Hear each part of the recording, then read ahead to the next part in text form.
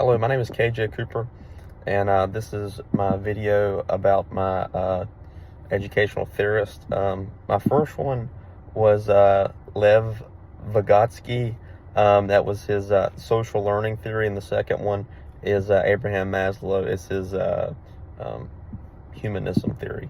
So first, Vygotsky's social learning theory. He was an educational philosopher from the Soviet Union in the 1900s. And basically, social learning is it's more of a group learning experience, and he believed that children learn best when adults kind of show them the ropes, more or less, about any kind of topic, and they learn best from adults in general, or just people who are smarter than them, teachers, parents, just like figures of authority, more or less. And he believed that the zone that you learn is called the zone of proximal development, the ZPD. And this is basically the area where you kind of where you can do things when a child can do things on their own, and where they need some help from the adult. And then the ZPD gets closer. It gets improved through your ability to learn more and more and more, and you need less help from adults.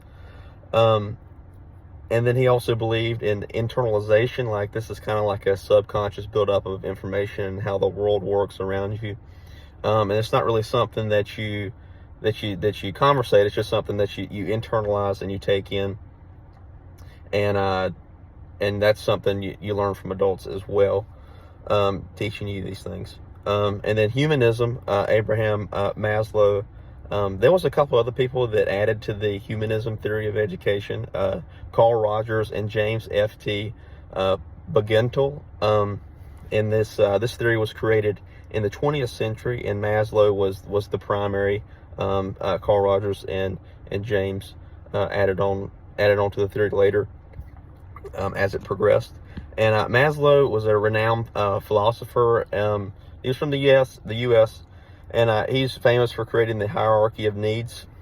So humanism as a educational theory is a student-centered approach. It's very individualistic.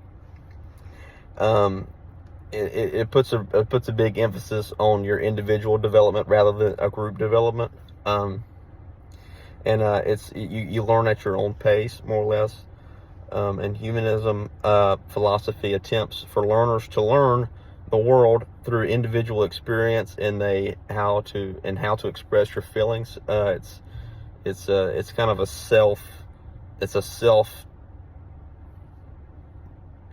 You learn from your own experiences, more or less, not really from someone else's experiences. It's kind of a self-taught course, I guess you could say that. But humanism, another thing of an aspect of humanism is students learn best when they're in a comfortable and non-threatening environment.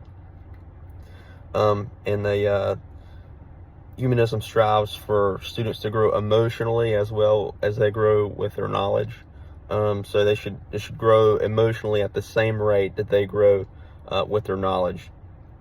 Bookwork. Humanism is seen in education today. It's seen in group work, student-centered group work. And it can also be seen in like student government when other students, we have a student body president, and they kind of lead other students. Humanism also puts an emphasis on teachers being good role models. They're teaching, but it's the students' pace at which they learn, and so that's kind of the main difference between Vygotsky's social learning theory and humanism by Abraham Maslow. So thank you for your time.